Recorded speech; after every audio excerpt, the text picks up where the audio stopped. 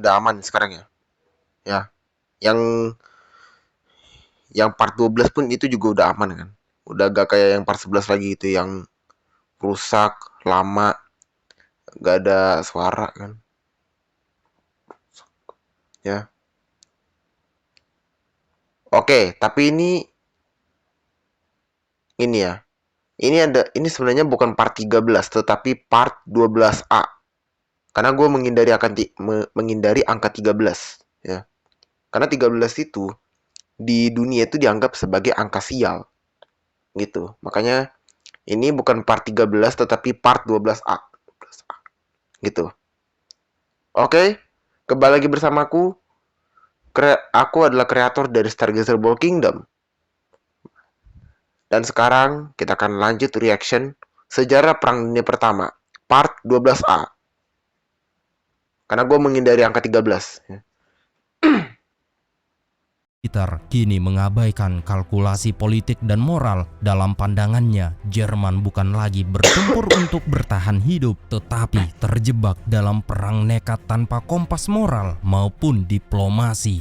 Kini kapal-kapal selam Jerman menerima perintah untuk menembakkan torpedo pada setiap kapal yang memasok Inggris, termasuk kapal-kapal Amerika. Pada saat itu juga, para laksamana Jerman membuat kalkulasi dingin. Jika Jerman bisa menenggelamkan 500.000 ton kapal per bulan, maka Inggris yang bergantung pada impor makanan dan bahan bakar akan bertukuk lutut dalam waktu 6 bulan. Dan jika Amerika memutuskan ikut perang, mereka perkirakan butuh 1 tahun penuh untuk membentuk pasukan dan mengirimnya ke Eropa. Jadi bagi Berlin, ini adalah perjudian strategi besar-besaran dan pertempuran Atlantik pertama pun segera dimulai. Komandan kapal selam ini dianggap sebagai pahlawan baru bagi Jerman. Salah satu tokoh paling terkenal adalah Lothar von Arnold de la Perrière. Ia merupakan seorang keturunan imigran Perancis yang menjadi warga Prusia. Dalam catatan sejarah, ia bersama kapal selamnya U-35 berhasil menenggelamkan sekitar 200 kapal dengan total bobot lebih dari 500.000 ton. Ia bahkan mencatat sendiri daftar kapal dagang yang telah dihancurkan. Setiap kali mereka berhasil menenggelamkan kapal, kru kapal selam merayakan kemenangan itu tanpa memikirkan nasib para pelaut musuh yang telah mereka tenggelamkan. Awak kapal dagang tidak punya peluang melawan musuh yang bersembunyi di bawah permukaan. U-boat Jerman seperti hantu laut muncul tanpa peringatan, menghancurkan tanpa belas kasihan.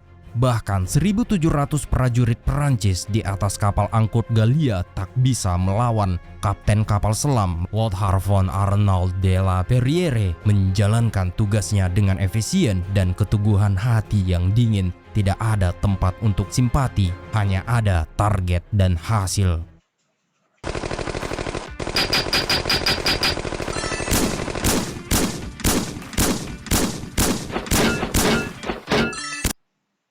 Dan keteguhan hati yang dingin, tidak ada tempat untuk simpati, hanya ada target dan hasil. Pada tanggal 9 Maret 1917, 3 kapal dagang Amerika ikut menjadi korban di Atlantik. Ledakan-ledakan itu Ya, Ma.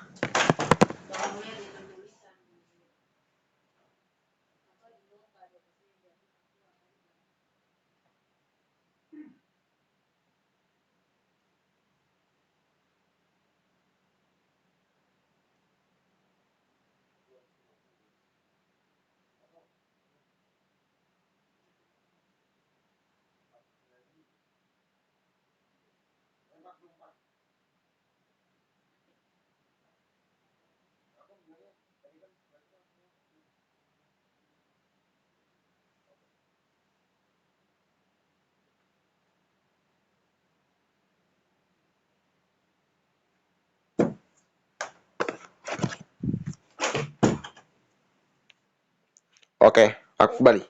menggema jauh hingga ke Gedung Putih. Presiden Woodrow Wilson yang sebelumnya berusaha keras menjaga netralitas Amerika akhirnya dihadapkan pada pilihan historis. Ia butuh alasan dan Jerman memberikannya. Bagi Wilson, ini bukan sekedar tentang kapal yang tenggelam, ini adalah tentang nilai, tentang Perancis, tanah kelahiran deklarasi hak asasi manusia. tempat semangat kebebasan pertama kali menyala, dan jika Perancis runtuh, maka demokrasi sendiri sedang diserang. Maka Wilson Kan. berbicara bukan Nih, sebagai presiden disikat dari sama negara Amerika netral, nih. tapi Mampus lu sebagai Jerman. penjaga prinsip. Amerika berhak menumpahkan darah Udah nih demi kalau Amerika prinsip yang ikut, telah mampus memberikannya tuh Jerman. kelahiran, kebahagiaan, dan kedamaian, dan itu adalah harta yang paling berharga. Bukan hanya karena prinsip, Wilson mau Enggak, membantu mah. Perancis dan Inggris karena kedua negara tersebut Aku masih kenyang. berhutang kepada Amerika Serikat sebanyak 2 Hah? miliar dolar. Hutang ini tidak akan terbayar. Sabar, Mas, sabar, Mas.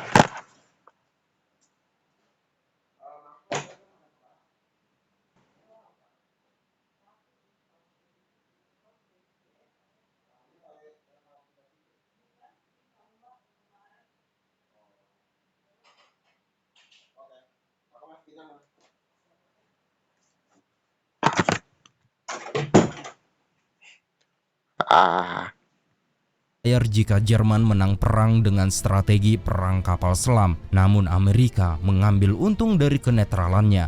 Setelah giliran krisis ada perang sama ekonomi yang Amerika, panjang, takut. industri Amerika berkembang Bukan berkat sama ekspor Amerika. ke Eropa, barang-barang rotan, kapas, dan paling utama adalah bahan peledak untuk industri perang. Amerika menjadi adidaya dan Wilson ingin memainkan perannya dalam dunia yang sedang berperang. Lagi pula, memang pada tahun 1916 saat kampanye pemilihan presiden, Woodrow Wilson berjanji kepada rakyat Amerika, terutama kepada 6 juta pemilih keturunan Jerman, bahwa Amerika akan tetap netral dan tidak ikut dalam perang di Eropa. Janji ini membuatnya terpilih kembali sebagai presiden. Saat itu, sebagian besar media dan pers juga menolak keterlibatan militer. Rakyat Amerika belum siap untuk mengorbankan anak-anak mereka di tanah asing. Namun semuanya berubah pada tahun 1917. Kapal-kapal dagang Amerika mulai ditenggelamkan oleh kapal selam Jerman. Kemudian telegram Zimmermann terbongkar yang menunjukkan Jerman menawarkan bantuan kepada Meksiko untuk merebut kembali wilayah Amerika. Itu menjadi pukulan besar bagi opini publik, dan kini Wilson menghadapi pertanyaan besar, bagaimana mengubah pendapat rakyat tanpa terlihat mengingkari janji. Telegram ini memberikan dahli yang dibutuhkan Wilson, sebuah alasan sah untuk membawa Amerika keluar dari kebijakan netralitasnya. Dengan ketegangan yang semakin memuncak, Wilson pun melangkah ke depan untuk meyakinkan Senat bahwa ini bukan sekedar konflik regional, melainkan pertempuran untuk mempertahankan prinsip-prinsip kebebasan dan keamanan global.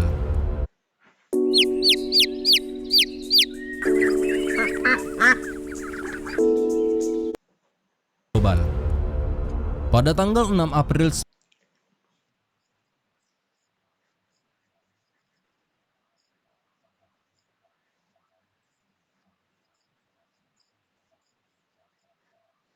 Wush.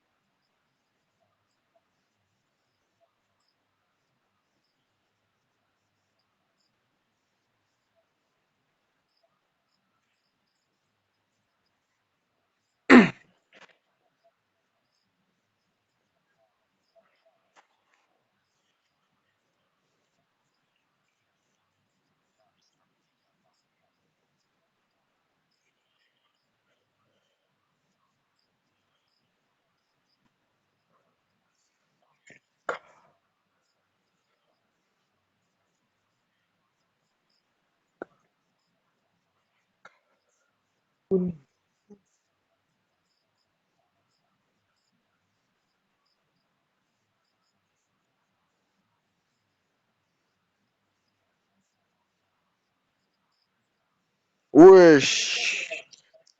mantep ini.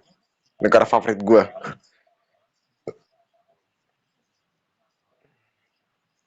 Apalagi kan negara yang gue peranin di animasi.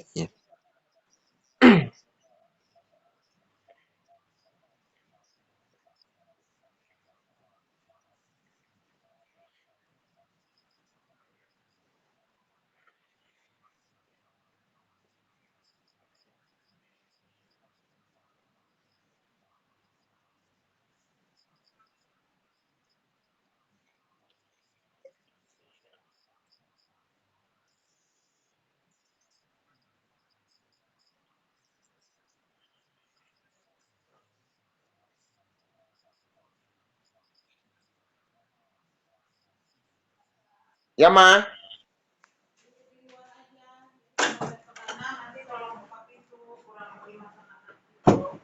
Oke.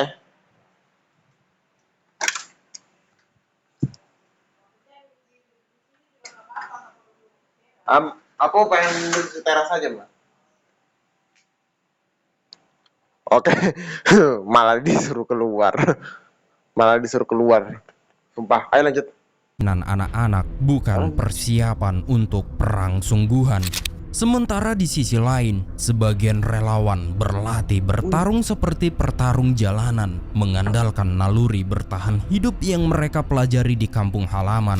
Namun yang menanti mereka bukanlah perkelahian biasa, melainkan perang sungguhan. Perang dengan dentuman artileri, kabut gas beracun, dan kematian massal. Sesuatu yang jauh melampaui apapun yang pernah mereka kenal. Kemudian muncul masalah yang jauh lebih serius. Tidak akan ada satupun pasukan atau suplai yang bisa sampai ke Eropa jika kapal selam Jerman terus menenggelamkan kapal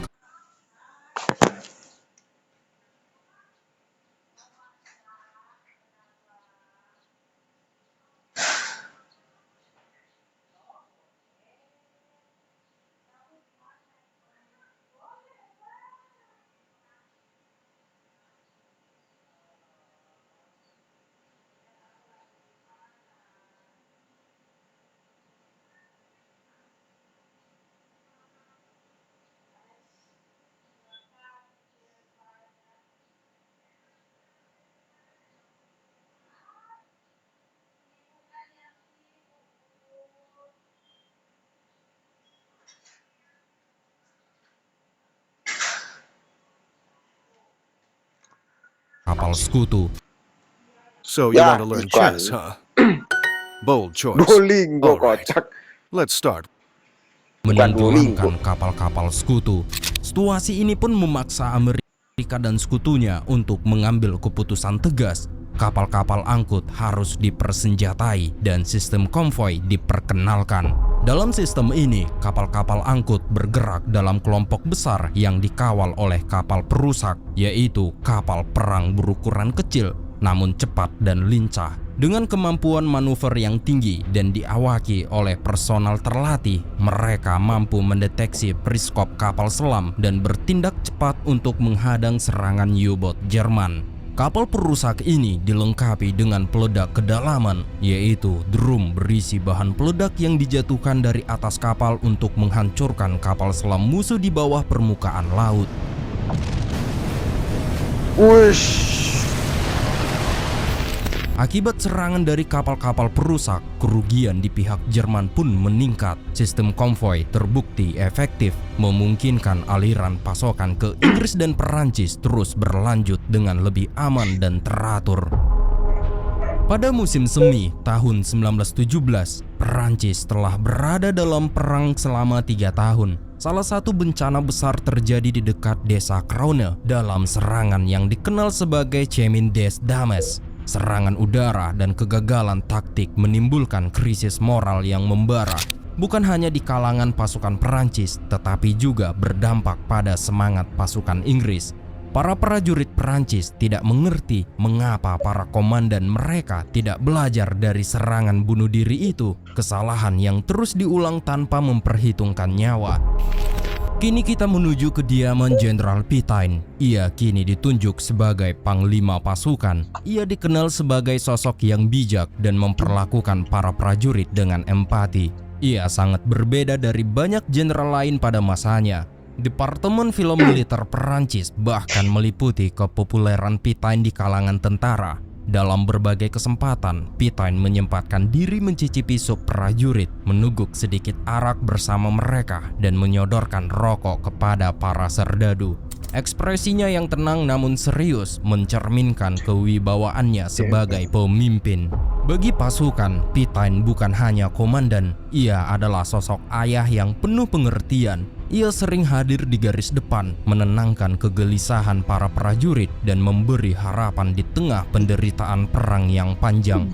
Namun di balik ketenangan itu, disiplin militer tetap ditegakkan dengan keras. Pengadilan militer telah menyidangkan 3.500 kasus desersi. Dari jumlah itu, 1.380 dijatuhi hukuman penjara jangka panjang, 600 dituntut hukuman mati, dan 57 prajurit benar-benar dieksekusi. Seperti penampakan gambar yang langka ini. What? Pada musim semi tahun 1917 ini juga diperkirakan 10 juta surat membanjiri medan perang yang datang dari keluarga, kekasih, dan sahabat yang jauh dari garis depan.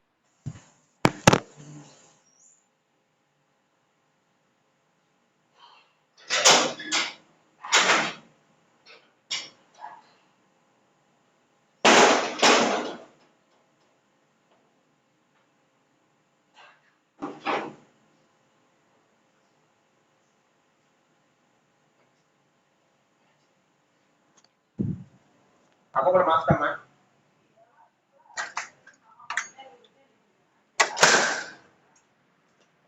Jangan di kamar tapi. Oh, ya udah, keluar lagi.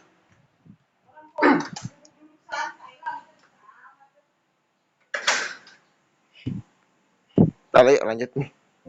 Dan bagi banyak prajurit, surat-surat itu menjadi pelita kecil di tengah gelapnya parit dan desingan peluru, pengingat bahwa ada kehidupan yang menanti mereka pulang. Namun mereka juga menyadari satu hal, yaitu setiap kata yang mereka tulis dan setiap kalimat yang mereka baca mungkin telah lebih dulu dibaca oleh lembaga sensor pemerintah, menjadikannya bukan lagi sekedar surat pribadi, melainkan bagian dari perang itu sendiri.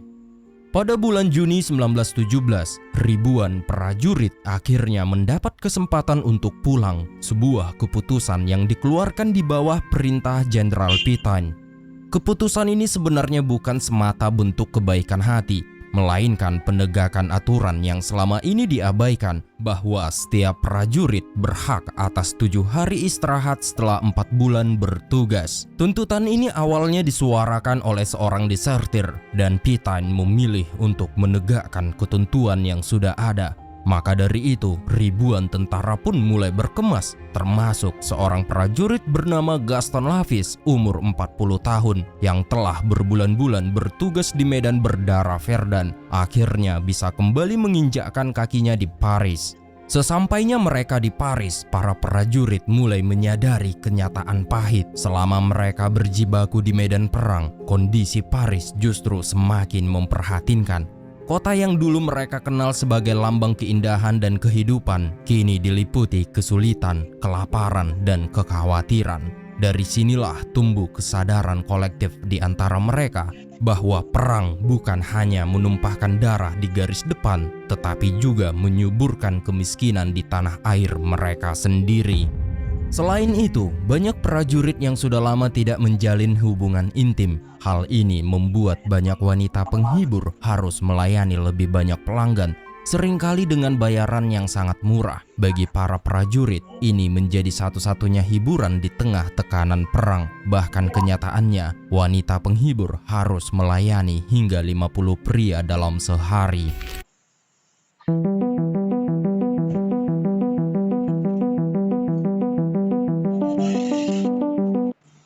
Itu Itu mah gue mah tinggal cari Google Kenyataannya, aja yang wanita itu mah. penghibur harus Nggak pakai aplikasi yang melayani kayak gitu. hingga 50 pria dalam sehari.